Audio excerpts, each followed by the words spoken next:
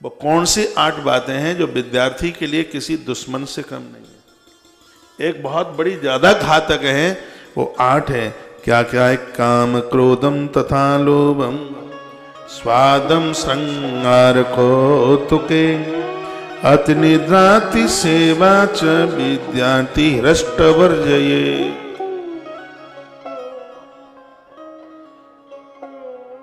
बड़ी अद्भुत बात है। सबसे पहला है काम यानी व्यभिचार। विद्यार्थी के पास व्यभिचारता आ गई, चरित्र नहीं रहा, संयम नहीं रहा, मां सरस्वती उन बच्चों को श्राप दे देती है, वह अपने जीवन में विद्या प्राप्त नहीं कर सकते। पहले की परंपरा थी, गुरुकुल में मूंज की करधनी बांध करके बच्चों को लंगोटी लगाई जाती थी। मूंज की करधनी कमर में होती थी, मोटा जनेऊ होता था, चांद गंजी होती थी, इसलिए कि ज्यादा शीशा न देखे, दर्पण न देखे। मैं 3 महीना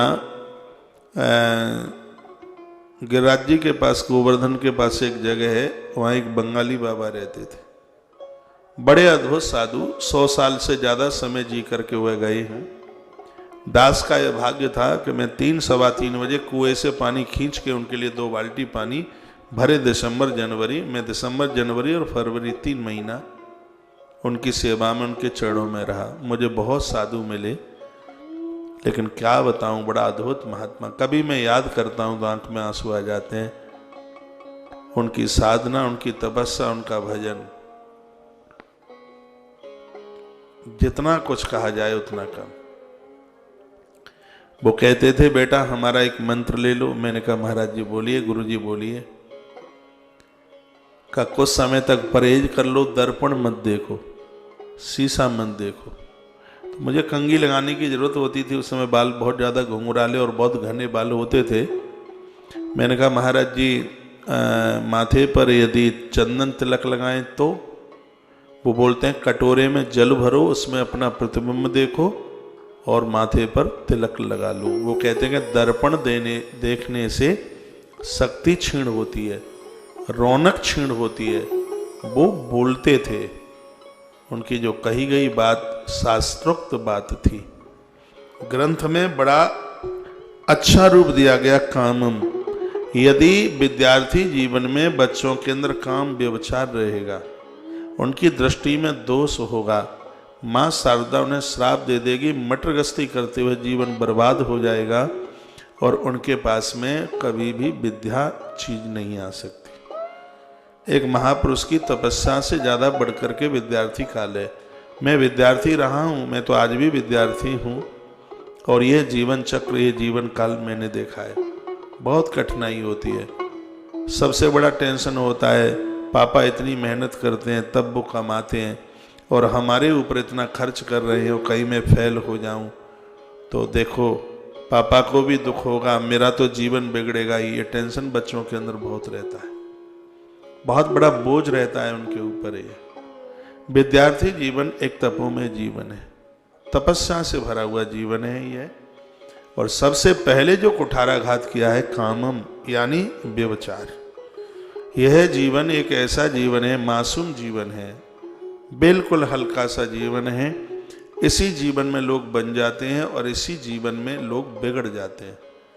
इस समय में यदि कोई दोष आ गए तो मृत्यु पर्यंत तक वो दोष खत्म नहीं होते। कितना भी जोड़ लगा लिया जाए, जैसे सफेद कपड़े के ऊपर कालमा लग गई है तो चाहे जितना केरोसिन डालो लेकिन वो कपड़ा फट जाता है, लेकिन धब्बा नहीं मिटता। ये वही स्थिति हो जाती है। विद्यार्थियों के जीवन में यदि व्यभिचार ये सब चीजें आ गई तो उसके जीवन का पतन हो जाएगा।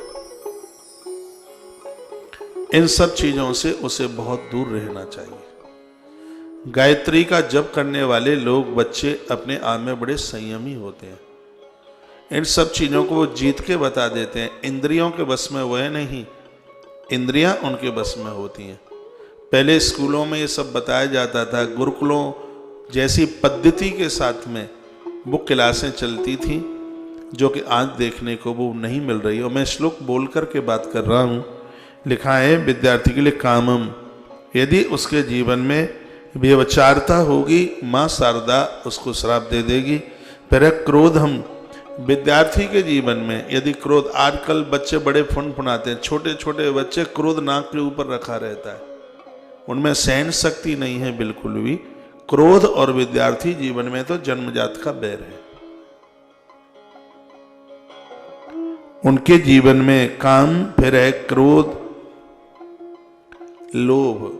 माता पिता ने पढ़ाई के लिए पैसे ट्यूशन के लिए दिए और वहां वह जमा करता नहीं है, वो पैसा अपने पास बचा करके रखता है ऐमालों के लिए, दूसरे खर्चों के लिए। माँ सरस्वती उन्हें श्राप दे देती है, उनके पास विद्या कभी भी चल करके नहीं आती। जीव चटोरापन। हमने अपने संग के उन मित्रों को समय बहुत देखा था, वो बीच में घंटा बजा, 5-7 घंटों में वो 2-3 घंटे वो गायब ही रहते थे। बाजार के भल्ले, टिकियाँ, समोसा वो जाते ही थे। इसलिए आज कभी कभी आते हैं वृंदावन में, माथा पकड़ करके रोते हैं, और 40-45 साल की उम्र में टेसू जैसा मुंह, लगता है कि 80 साल के बुढ़ा हो गए। हमने कहा ये क्या हो गया, बस पूछो ही मत। हाँ, उस समय तो हम तुम्हें पागल समझते थे, लेकिन हमें तो आज पता लगा है कि तुम बड़े बुद्धिमान निकले और हम 1 नंबर के मूर्ख निकले। बोलते हैं, देखा हमने, वो कोई तो पिक्चर नहीं छोड़ते थे।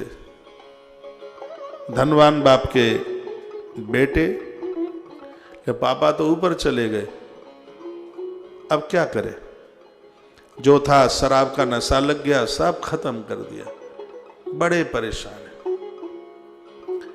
इस बात को कभी भी मत भूलना। आचार्य की ये बात मुझे इतनी अच्छी लगी, विद्या चाहते हो तो सुख छोड़ दो, और सुख चाहते हो तो विद्या छोड़ दो, एक ही मिलेगा, दोनों नहीं मिल पाएंगे।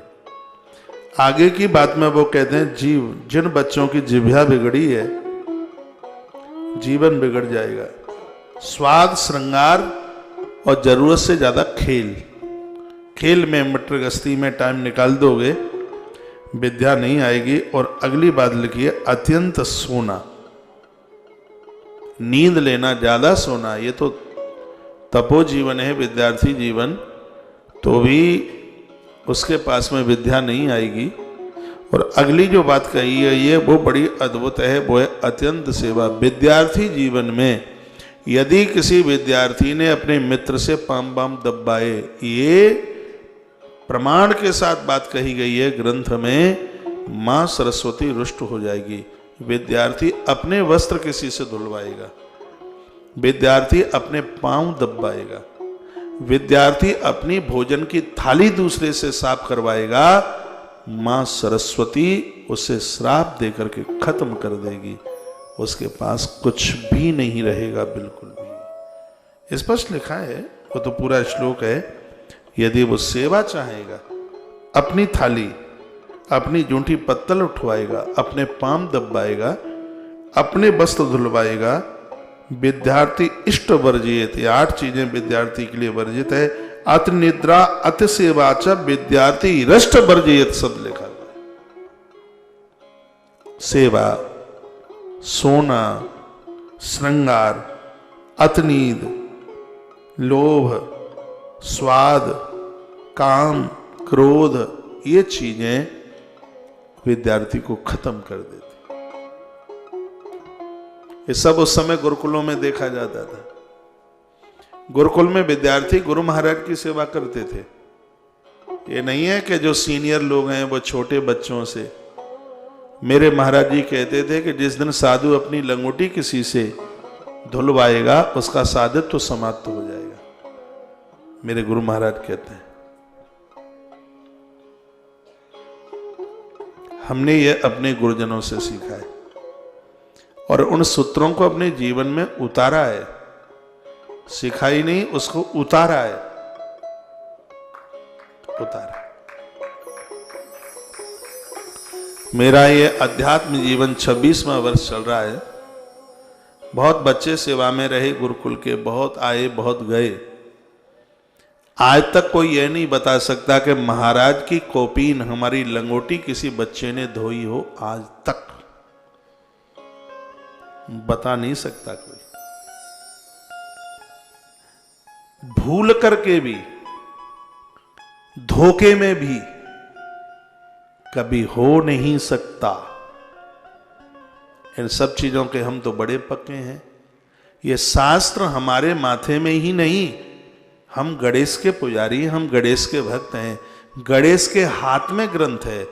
गणेश के हाथ में ग्रंथ क्यों है? भगवान गणेश हाथ में ग्रंथ इसलिए लिए हैं, वो कहते हैं कि ग्रंथ की बातें माथे में ही नहीं, ग्रंथ की बात हाथ की क्रिया में होनी चाहिए। उसको क्रियान्वित करो, सिर्फ वो बोलने से ही काम नहीं, उसको पहले तुम करके दिखाओ।